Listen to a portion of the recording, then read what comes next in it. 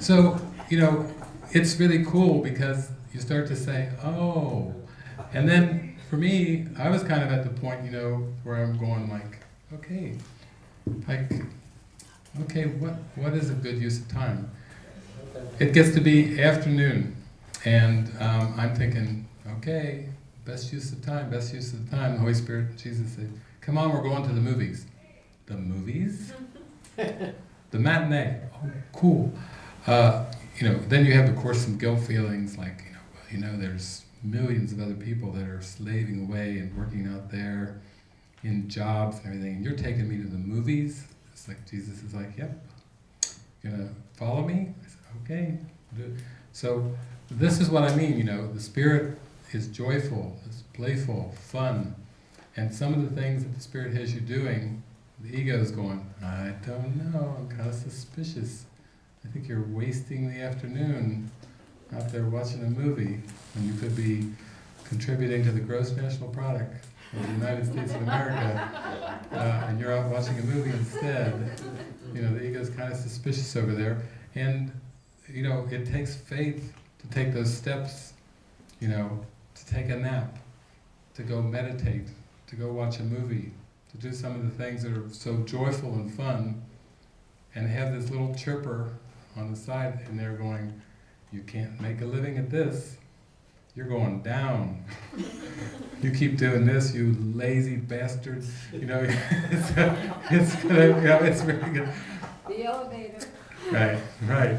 You can't, like in the Revolver, it's like you can't just sit around and do nothing. You can't do nothing at all. What will your mother think?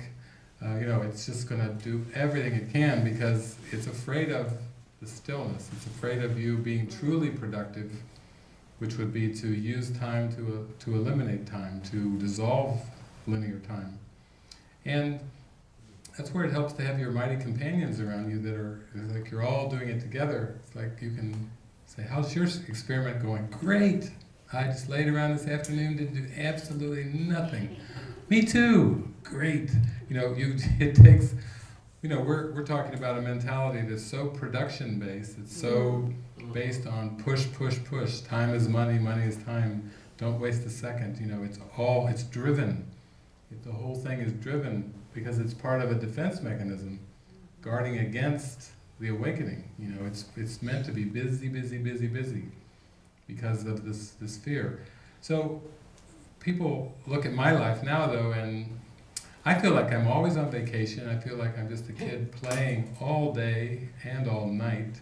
And yet people who come, some people come in depression, they say, David works awful hard for someone who's on vacation all the time, and I say, I'm not working at all. This is so much fun.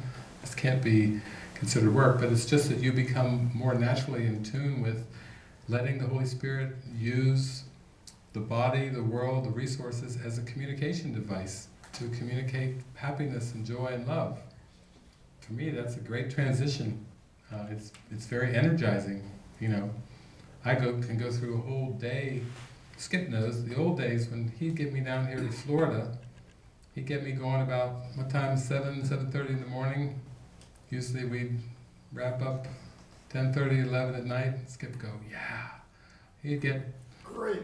12, 16 hours. I thought that was great. Then the next day, come on, let's do it again. We do day after day, 16-hour days, 18, da-da-da-da-da. But go to restaurants, we just did it all over the place. Beaches, restaurants, this and this and this. And it's energizing when you're in the flow of spirit, when you're being used by spirit. It's the most energizing thing to your mind because it doesn't waste any energy. It's trying to battle against something or trying to fit yourself into a box and keep up with the Joneses or do the appropriate thing that you should or ought to do based on what? All this past learning. That gets tiring. No wonder people get lazy. No wonder people get bored. No wonder the mind just kind of wants to just shut down finally and burn out. No wonder there's so much burnout, even in social fields.